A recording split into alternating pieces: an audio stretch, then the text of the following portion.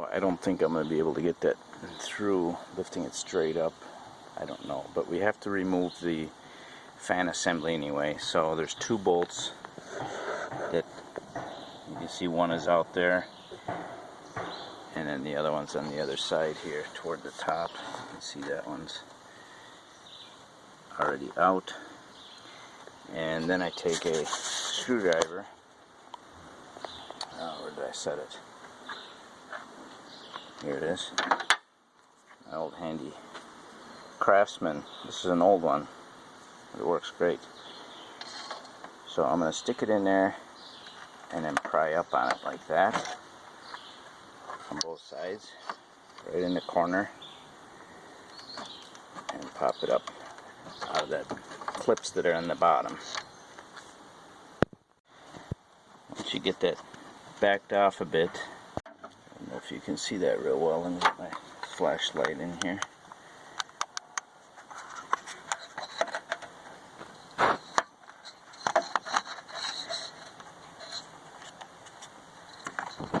Okay, once you get this fan pushed back, you can actually get that, there it is, the spring clamp down there in the lower radiator hose.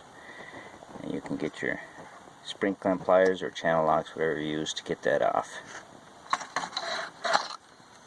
Okay, so behind this flap, you can pull that back, and you can see, oops, you can see the other spring clamp down there for the upper radiator hose. Okay, this project's getting a little carried away here. I removed the air filter cover off of that, and then I pulled the two screws out of the air intake. That also holds the computer, I believe, to give myself some more space here, and I'm going to try and get that fan assembly out of the way because I'm having a hard time getting at the spring clamps and transmission lines, coolant lines. Under each fan motor, the problem with these is the clip. You can't get your finger behind there to undo that clip, so you have to take a screwdriver and push that clip down and then pull those both out before you can remove the fan assembly.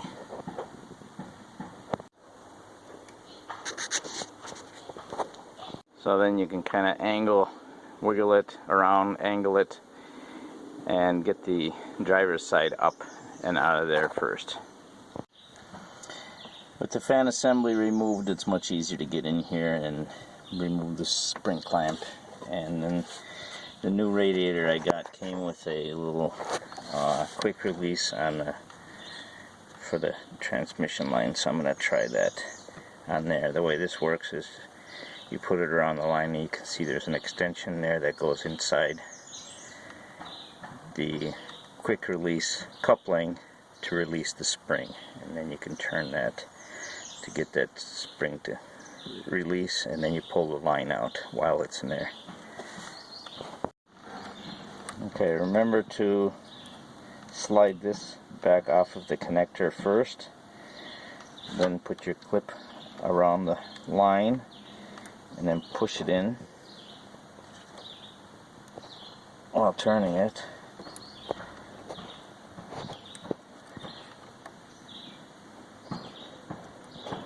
My method might work a little better, I don't know. I just usually use the little screwdriver and force that clip out of there. Okay, you can see there I've gotten the screwdriver behind the clip and I just pull it out. Once I get one side loose, then you can grab it by the middle and pull it out with your fingers. I've removed the headlight assembly so I can show you this a little bit better. Okay, I've removed the headlight assembly because the adjuster is right next to this little screw. This little screw holds the lines. You can see that real well. There it is. It's a 7mm head on there. That has to come off because that attaches the coolant for the air conditioning lines to the radiator, holds everything in place. So you'll have to take that one out. I'm removing the two 8mm screws at 8mm heads for this bracket that goes on the condenser to make it easier to pull that out. For the radiator, if you get the driver's side lifted up, then you can puzzle its way back out. That's the easy part. Getting a new one in without damaging is probably the more difficult puzzle. So here we have the new radiator. I've thrown a blanket over top of this hood latch thing so that I don't minimize the damage. I don't want to damage this putting it in. So we're going to put this in the same way that the other one came out, by starting off on this side, and I try not to force anything.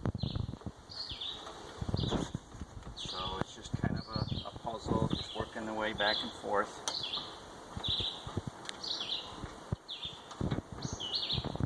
Trying to take it real easy, because it should just go in without forcing anything.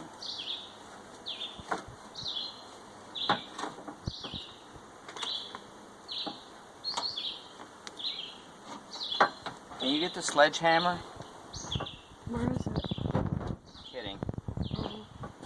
No idea why you wanted that.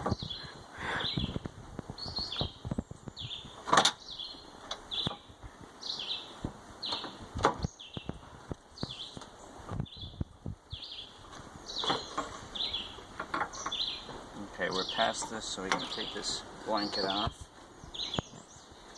And now we have to line up the bushings in here and the pins so that it sits in there. Okay, one side is in, the other side is in. Okay, so the radiator's in place, and now we're going to start connecting the other stuff back up. Okay, make sure you get the condenser bracket down into the, a little hard to see there, into that little lip on the new radiator, and then put your 10mm head bolt back in there on that side and on this side. Next we have this little bracket there with the 7mm that goes into the side of the radiator.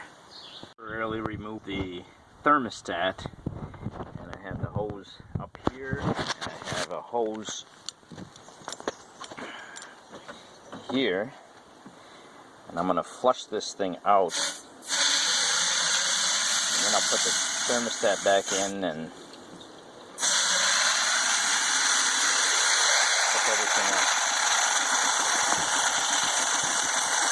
a little thin layer of grease just on the end of that nipple there, so that it'll slide into the gasket nice and easy. So basically you wiggle this until your line is past the clip. It shouldn't be able to be pulled out like that. It should click into place.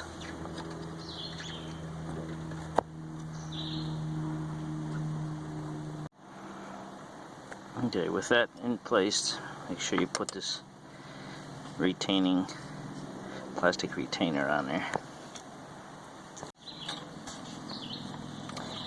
Next we put the lower radiator hose on, and there's a little tab, you can see it right there.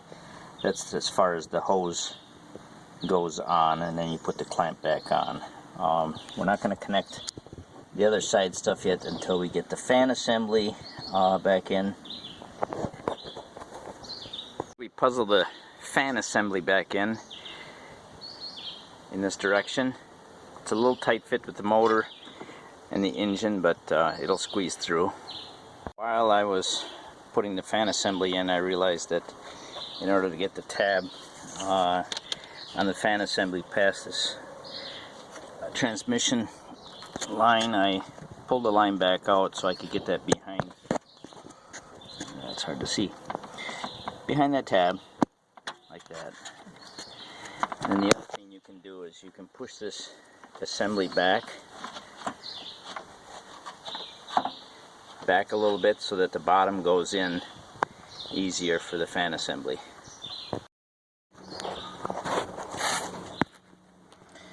So down at the bottom of the fan assembly,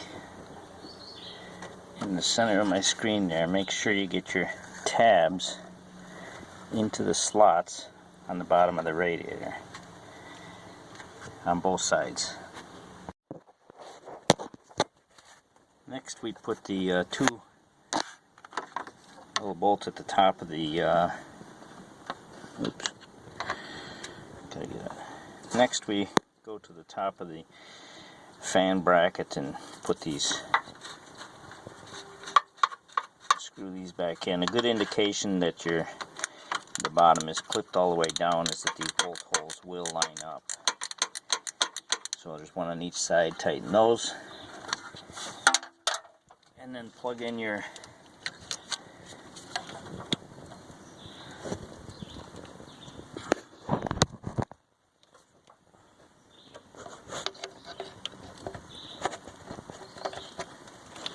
both your fans. That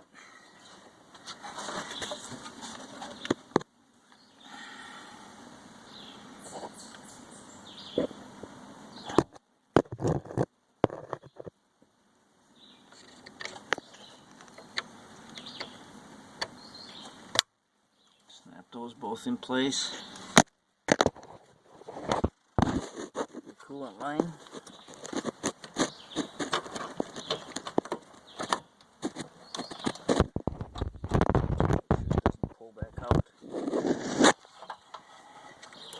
And your little clip. I did use this quick removal tool. It works fine on a new connector. This little blue thing I gave me works fine on a new connector, but I couldn't get it to work on the old one. There's too much gunk, corrosion, whatever. Okay, put your protective clip on there.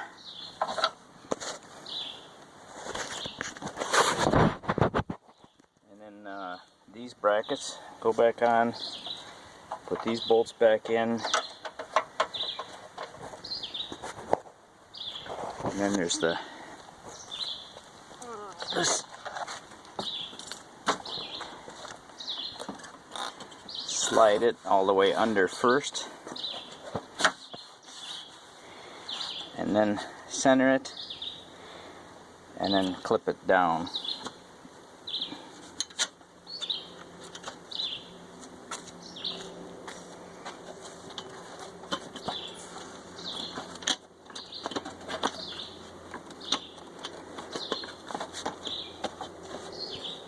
Supposed to go over the thing like that and clip down on that rail. Next is the upper radiator hose. Remembering to put the thermostat back in there.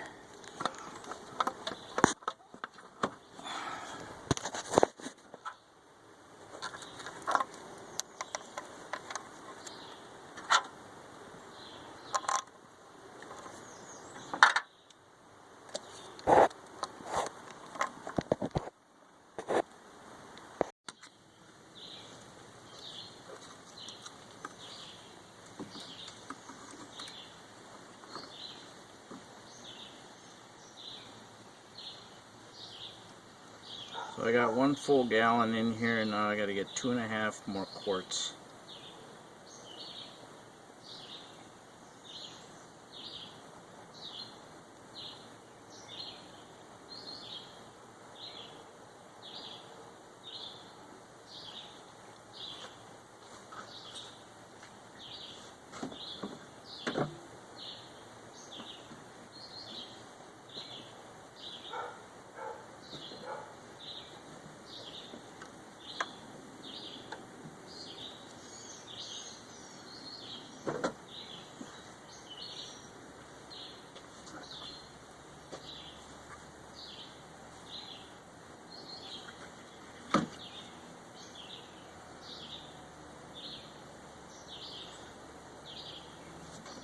Got a ways to go yet. If you can't see the level on the outside here, what you can do is you can put your finger where you want to be, and then you can look inside the jug, and then it's easier to see how far you are.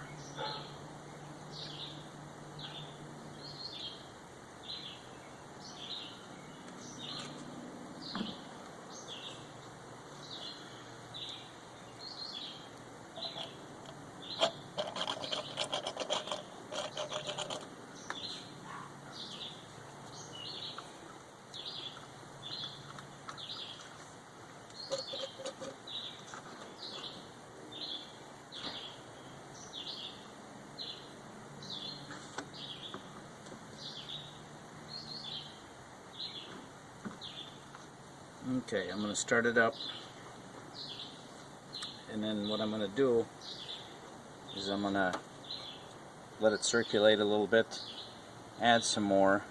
The pump sucked up a bunch of water, so now we can go ahead and add some more coolant.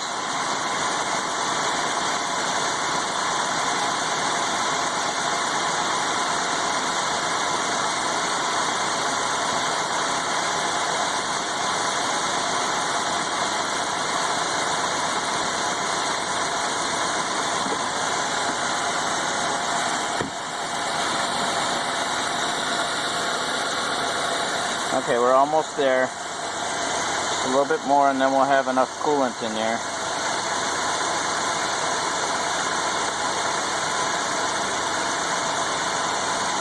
I'm going to call that good. And then the rest of it's going to be water. And then I'm going to seal off the cap and not open that again. And then once the temperature gets up to where it's supposed to be, as it's running, I can open this. Okay, so this bleeder valve has to be opened up to let the air out. You don't want to get air stuck in here because this is higher, and this hose, all this will hold air, and then your water won't circulate. So that's what you have to do. You have to open that up and let the air out until you get antifreeze coming out of that hole. And once it gets up to temperature, then you need to shut the engine off and let it cool. And as it cools, it will suck up water from the overflow into the radiator. Air has come out, and now you can see there's still bubbles, but I'm gonna squeeze the hose a little bit. There's still quite a bit of air in there. We'll close it up for now, and then we'll wait till it's up to temperature, and then we'll shut it off and let the cooling off suck in more water. So I had 1.5 quarts left in here, so what I did is I filled the rest of water up to the 3-quart level, and now I'm going to write mixed on there, so then when we use it the next time we know it's already mixed. I'm waiting for that to get up to temperature where the thermostat is open. One way you can tell usually is if you turn the heater on high.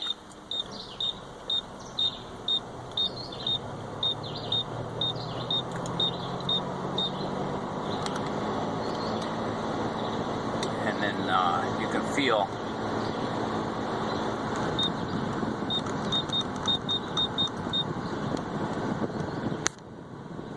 there's hot air coming out of your, I suppose that was a little bit of dirty water in there still too, but I think we'll be okay. So when the hot air starts coming out of the vents, then you know that the thermostat is open. Okay, so there we have temperature outside, 83 degrees. I have the air conditioning on high, and the temperature went up to 192, and then it came back down to 187 and has been steady there. So it looks like my radiator is doing its job, even though I'm not done bleeding all the air out of it and getting all the water back in that's supposed to be in there. So there you have it. Thanks for watching.